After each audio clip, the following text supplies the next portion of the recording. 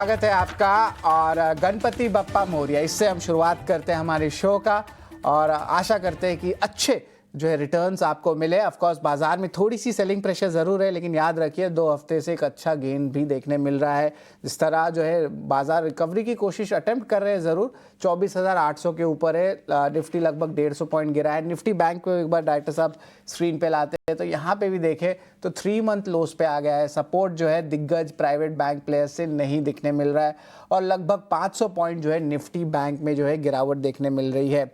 एक बार विक्स की भी बात कर लेते हैं। विक्स में कुछ उतना स्ट्रेस का बात नहीं है, कंफर्टेबल लेवल्स पे जो है इंडिया विक्स है, लेकिन जो ब्रॉडर इंडिसेस है वहां पे जो है गिरावट देखने मिल रही है। तो डायरेक्टर साहब एक बार निफ्टी मिड कैप 100 इंडेक्स और निफ्टी स्मॉल कैप 100 इंडेक्स को लेके आए तो हमें पता चलेगा कि पूरे बाजार में किस तरह जो है क्लैरिटी देखने मिल रही है। थोड़ी सी एफएमसीजी स्पेस ही है जो बाजार को जो है आप कह सकते हैं कि एक मोमेंटम देने का कोशिश कर रही है। रिकवरी अटेम्प्ट्स कुछ आईटी और ऑटो खेमे में देखने मिल रही है, बट निफ्टी एफएमसीजी देखिए डेज हाई लेवल पे है तो यहाँ पे जो है अप मूव आ रहा है। आईटी में जो है ऑफकोर्स वॉलिटिलिटी बनी हुई है, लेकिन एफएमसीजी पे देखिए अच्छी मोमेंटम रहेगी। नई लिस्टिंग में विक्रम सोलर भी जो है अच्छी परफॉर्मेंस कर रहे हैं 6-7% गेंस के बाद, अब जो है 14% ऊपर है, तो इस पे भी जो है हमारी नज़र ज़रूर रहेगी। निफ्टी ऑटो भी कोशिश कर रहा है कि एक रिकवरी स्टेज करे, लेकिन फार्मा सबसे बड़ा एक्सीडेंट है आज। जिस तरह डोनाल्ड ट्रंप की अनाउंसमेंट आ रही है कि ज़्यादा जो है प्राइसिंग इरोशन जो है यूएस मार्केट्स में देखने मिल सकता है, जिस तरह वो प्राइस गिराएंगे। चलिए रिपोर्ट कार्ड की तरफ भी चलते हैं और वहाँ पर आप फोकस करते हैं।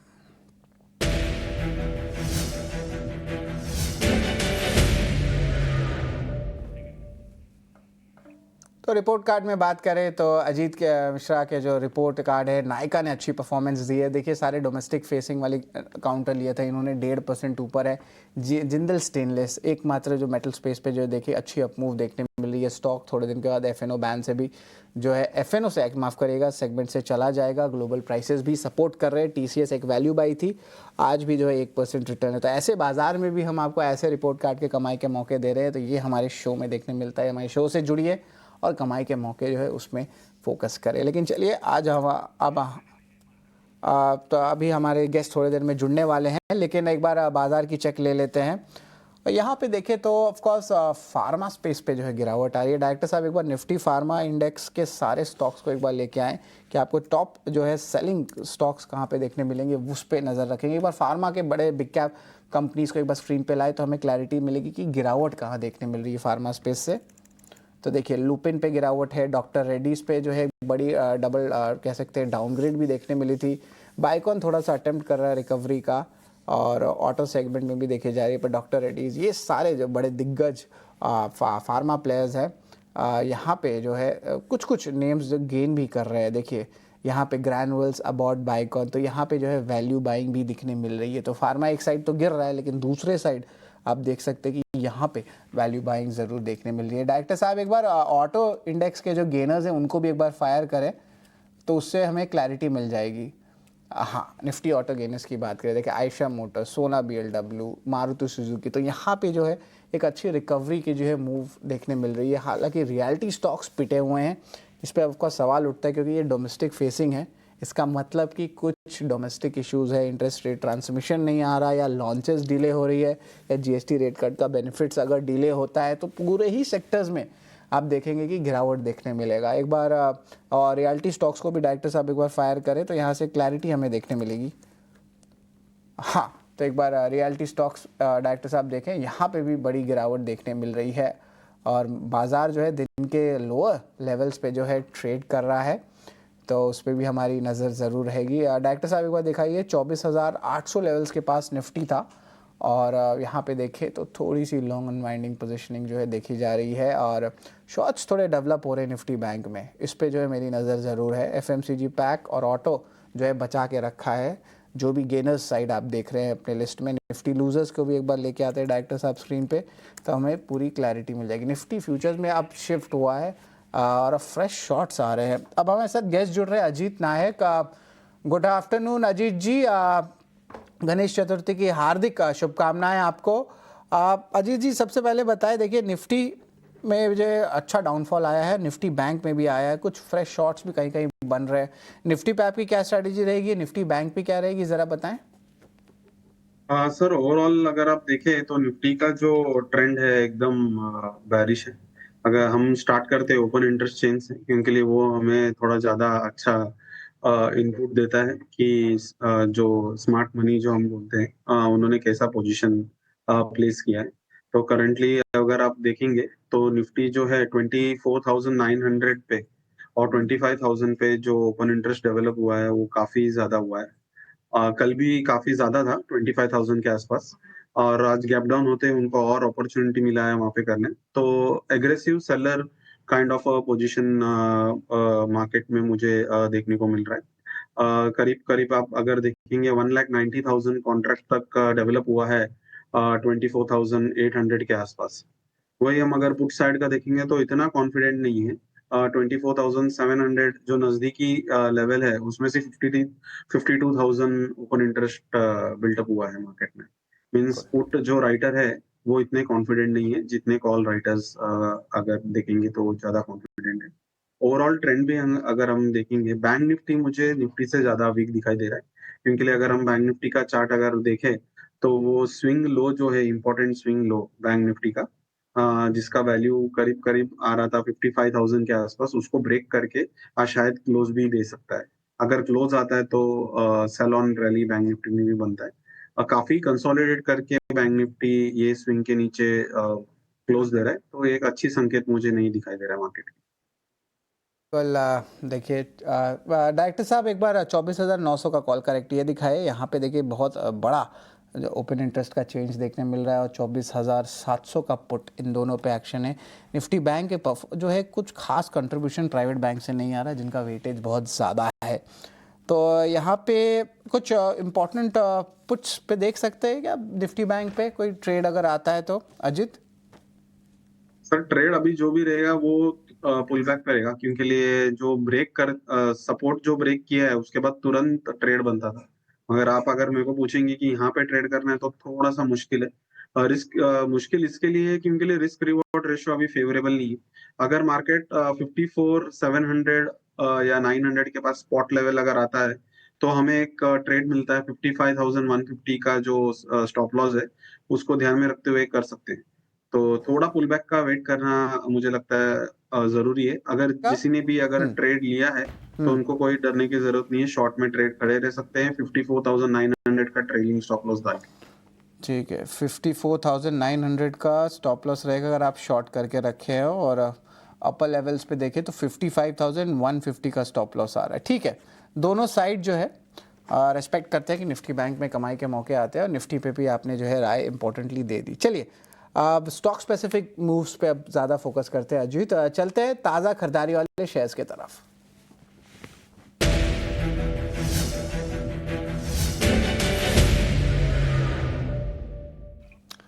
तो लॉन्ग बिल्डअप वाले शेयर्स की बात करें तो हम पहले बात भी कर रहे थे कि एफएमसीजी और ऑटो है जो सपोर्ट कर रहा है बाजार को, और देखिए लिस्ट सामने आपके आ गया है। ब्रिटानिया 3% ऊपर है डोमेस्टिक फेसिंग, नेस्ले भी देखे फ्लाइट टू सेफ्टी 2% ऊपर, एचयूएल भी लिस्ट में आ गया है, राइशर मोटर्स बहुत अच्छा स्ट्रेंथ दिखा रहा है, डोमेस्टिक फेसिंग भी है, फेस्टिव सीजन का भी तड़का है। तो बताएं यहाँ से एक मुझे एफएमसीजी का पिक दीजिए और एक मुझे ऑटो का पिक दीजिए, दोनों में कहाँ पे कमाई के मौके आते हैं, बताएं अजीत। मैं सच्ची बोलता हूँ कि ऐसे मार्केट में मुझे किसी को भी लॉन्ग करने के लिए सलाह देने में थोड़ा हिचकिचाहट होता है। ऐसे मार्केट में हमें लॉन्ग देखना नहीं चाहिए। क्योंकि लिए कोई भी आपने जो भी स्टॉक लिया उसमें एक स्ट्रॉन्ग रिवर्सल मुझे नहीं देखने को मिला। बिकॉज मार्केट नीचे तो वो इंडेक्स एडजस्टमेंट के हिसाब से कोई ना कोई सेक्टर को ऊपर रखने का जो करता है गेम होता है वो चल रहा है। तो इसमें मुझे कोई स्ट्रॉन्ग सेक्टर नहीं लगता। अगर आप पूछेंगे कि वीक स्टॉक कौन सा है, तो वीक स्टॉक का लिस्ट जो है वो काफी सारा निकल के आ सकता है।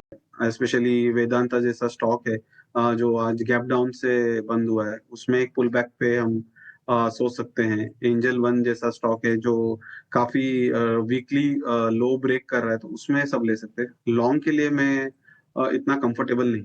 ठीक है, लॉन्ग के लिए कंफर्टेबल नहीं है। वेदांता और एंजल वन इन दोनों पे नज़र रहेगी, दोनों पे जो है करेक्शन आया है, तो बाय ऑन डिप की रणनीति इनके लेवल्स पे हम जानेंगे। लेकिन ताज़ा खरीदारी वाले शेयर्स के अलावा जो है शॉर्ट कवरिंग वाले शेयर्स भी अगर कोई लिस्ट में है तो डायरेक्टर साहब एक बार लेके आएँ, और अगर इंडेक्स मैनेजमेंट ज़्यादा चल रहा है तो हम इसे अवॉइड कर सकते हैं। ये बहुत ही बहुत इंपॉर्टेंट बात जो है अजीत ने कही है। सीएससी का काउंटर देखिए और ऑफ कोर्स ग्रैनुल्स इंडिया वे भी एकदम फार्मा के विपरीत चल रहा है। इन दोनों पे आपकी क्या नज़र रहेगी कि इनमें भी कुछ स्ट्रेंथ है कि इसमें भी आप अवॉइड करना चाहेंगे कॉल्स? सीएससी और दूसरा है ग्रैनुल्स इंडिया। ग्रैनुल्स में मतलब छोटा सा अगर जिसको बोलते हैं कि लॉन्ग ही करना है, उनको शॉर्ट में ज्यादा इंटरेस्ट नहीं है, वो आज का जो लो है 450 के आसपास एक छोटा सा क्वांटिटी बहुत कम करना है, छोटा स्टॉप लॉस लेके देख सकते हैं।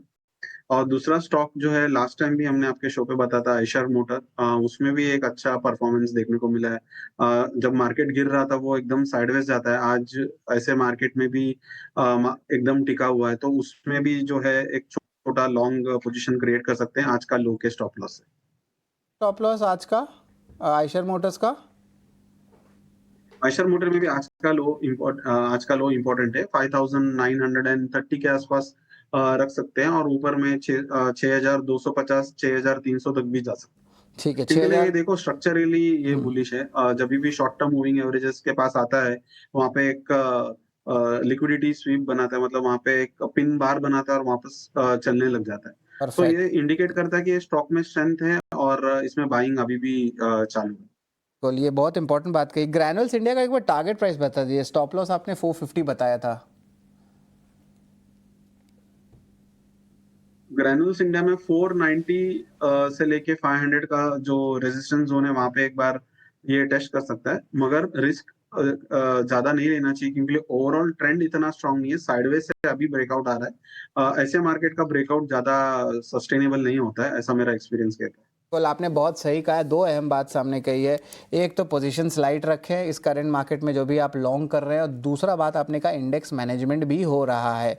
ये बहुत अच्छा लगता है जब आप बताते हैं हमें दर्शकों को कि इसका साइकोलॉजी क्या है, इसका थीम क्या है। ये बहुत इंपॉर्टेंट होता है और ये सारा एक्शन आप हमको 18 और स्वदेश में बताते हैं। Thank you very much. Granules India और आयशर मोटर्स खरीदारी की राय है, लेकिन याद रखिए कम क्वांटिटी पे रखिए, बाजार आपके फेवर पे नहीं है। चलिए एक छोटा सा ब्रेक लेते हैं। ब्रेक के बाद लिस्ट शायद बड़ा होगा, जहाँ पे ताज़ा जो है सेलिंग देखने मिल रही है, और उसके अलावा अहम पिक्स रहने वाले हैं अजीत के।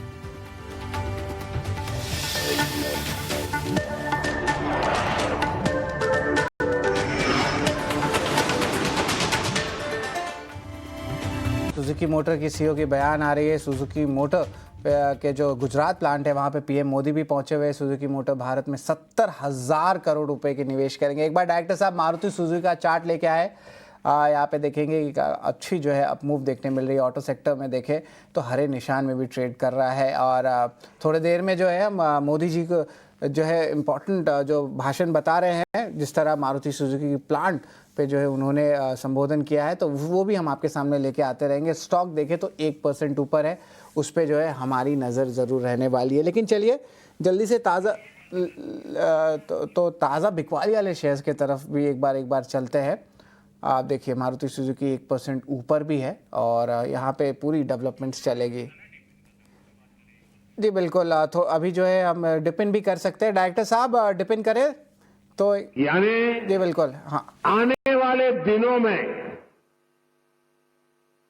मारुति एक नए पंख फैलाएगा, नए उमंग और उत्साह के साथ आगे बढ़ेगा, ऐसा मेरा पूरा विश्वास है। फ्रेंड्स, भारत की सक्सेस स्टोरी के बीज करीब करीब 13 साल पहले बोए गए थे। 2012 में जब मैं यहां का मुख्यमंत्री था, तब हमने मारुति सुजुकी को हंसलपुर में जमीन अलॉट की थी। विजन उस समय भी आत्मनिर्भर भारत का था, मेक इन इंडिया का था।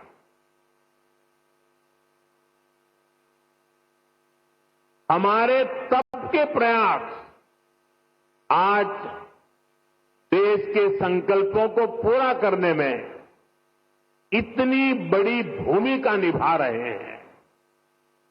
साथियों, मैं इस अवसर पर स्वर्गीय ओसामू सुजुकी सान को हृदय से याद करना चाहूंगा। हमारी सरकार को उन्हें पद्म विभूषण से सम्मानित करने का सौभाग्य मिला था। मुझे खुशी है उन्होंने मारुति सुजुकी इंडिया का जो विजन देखा था वो आज हम इसके इतने बड़े विस्तार के गवाह बन रहे हैं। साथियों, भारत के पास डेमोक्रेसी की शक्ति है और भारत के पास डेमोग्राफी का एडवांटेज है। हमारे पास स्किल्ड वर्कफोर्स का बहुत बड़ा पूल है। इसलिए कि हमारे हर पार्टनर के लिए विन विन सिचुएशन बनाता है। आज आप देखिए, सुजुकी जापान भारत में मैन्युफैक्चरिंग कर रही है और जो गाड़ियां बन रही है वो वापस जापान को एक्सपोर्ट की जा रही है। ये जापान और भारत के रिश्तों की मजबूती तो है ही, भारत को लेकर ग्लोबल कंपनियों के भरोसे को भी ये आपके सामने प्रस्तुत करता है। एक तरह से मारुति सुजुकी जैसी कंपनियां मेक इन इंडिया की ब्रांड एम्बेसडर बन चुकी है। लगातार 4 साल से मारुति भारत की सबसे बड़ी कार एक्सपोर्टर है।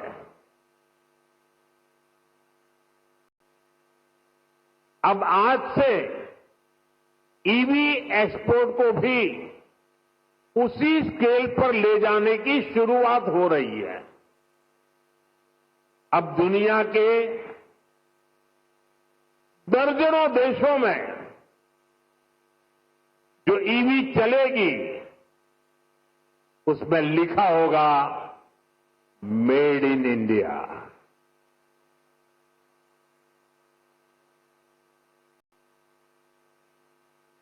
फ्रेंड्स, हम सब जानते हैं ईवी इकोसिस्टम का सबसे क्रिटिकल पार्ट बैटरी है। कुछ साल पहले तक भारत में बैटरी पूरी तरह इंपोर्ट होती थी।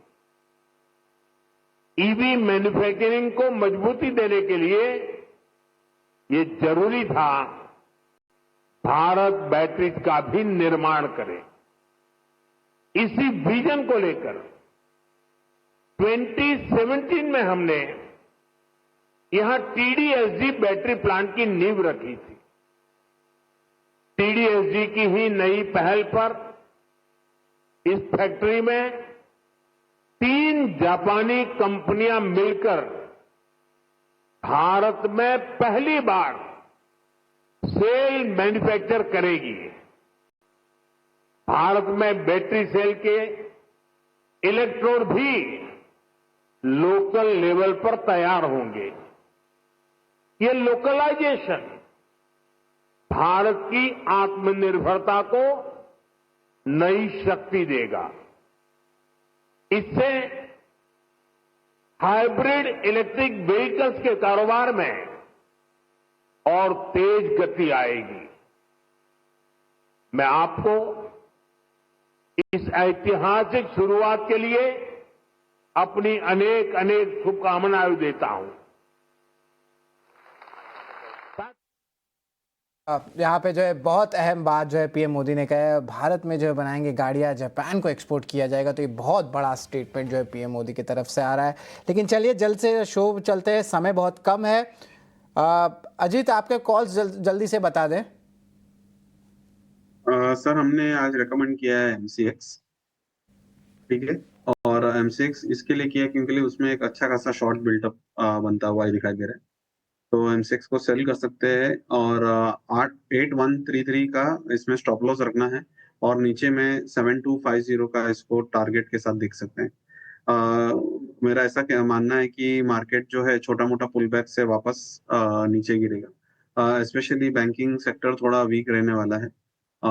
और M6 जो चार्ट है उसका अभी एक ट्रेंड रिवर्सल आया है, आप अगर देखेंगे 9000 से, तो वो लोअर टॉप लोअर बॉटम बना रहा है, और पिछला जो उसका जो हायर टॉप था 8399, उसको वो क्रॉस नहीं कर पा रहा है। तो इस वजह से मुझे लग रहा है कि मार्केट के साथ ये भी परफॉर्म करेगा नीचे की तरफ में, और इसके अंदर एक 7250 का टारगेट इजीली अचीव हो सकता है। जी बिल्कुल, M6 पे जो है शॉर्ट की राय है, टारगेट 7250, स्टॉप लॉस 8130 का। Thank you very much Ajit, आप हमारे साथ समय निकाले और अहम कॉल्स ऐसे बाजार में भी दिए। Thank you very much for your time. लेकिन चलिए अब इस शो को हम ख़त्म करते हैं, लेकिन याद रखिए हमारे अगला शो है बहुत ख़ास शो होने वाला है, जहां पे हम आपको बताएंगे कि गणेश चतुर्थी में अहम कौन से कमाई के मौके हो सकते हैं। हमारे फंडामेंटल टेक्निकल गेस्ट आएंगे आपके सामने, और अभिषेक सत्यव्रतम भी एक शानदार फेस्टिव सीजन का शो लेके आएंगे।